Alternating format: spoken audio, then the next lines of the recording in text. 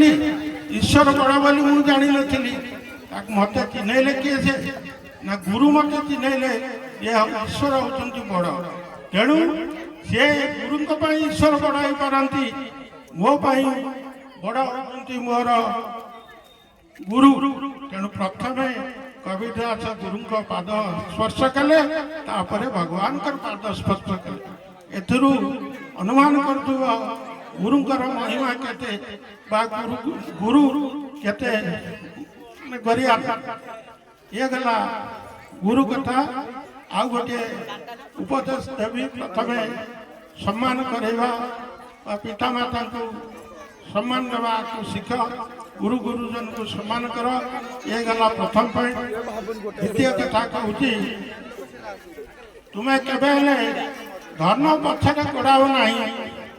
कहीं से कबीरदास ताकर गोटे कविता लिखिं कौन लिखिं ना गोधन गोधन बादीधन रतन धन खान समझा गोधन वो कहले गुरु गुरु हूँ एक प्रकार धन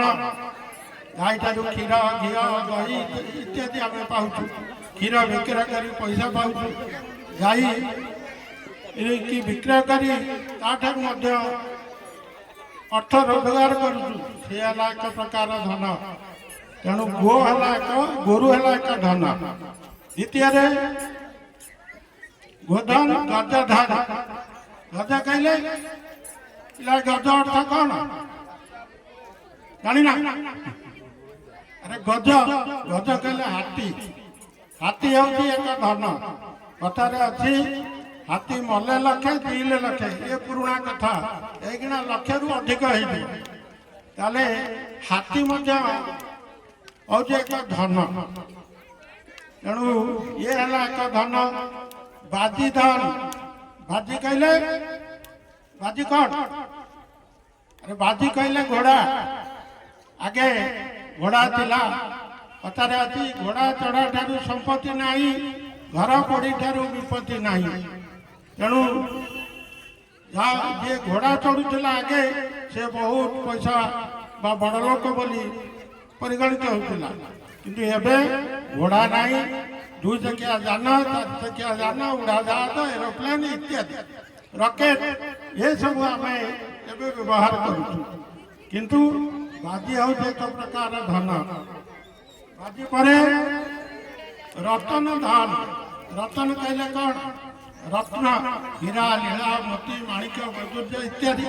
जिते प्रकार धन अच्छी ये हूँ एक धन कहीं सुना 10 ग्राम एत बकेटे सुनार दाम 1.5 लाख 2 लाख टंका हीरा लीला मोती माणिक ये आहरी अधिक ताले ये सब माने खणी मिलूँ रतन धन खान ये सब रत्न खणी मिलूँ तेणु ये है धन आपको आम साहित्यिक रखुचे किंतु तांकर शेष पद हूँ कौन कबीरदास जब आवे संतोष धाम जब आवे संतोष धाम ये सब धूरी समान जिते बड़े शांति रूपक धन आसी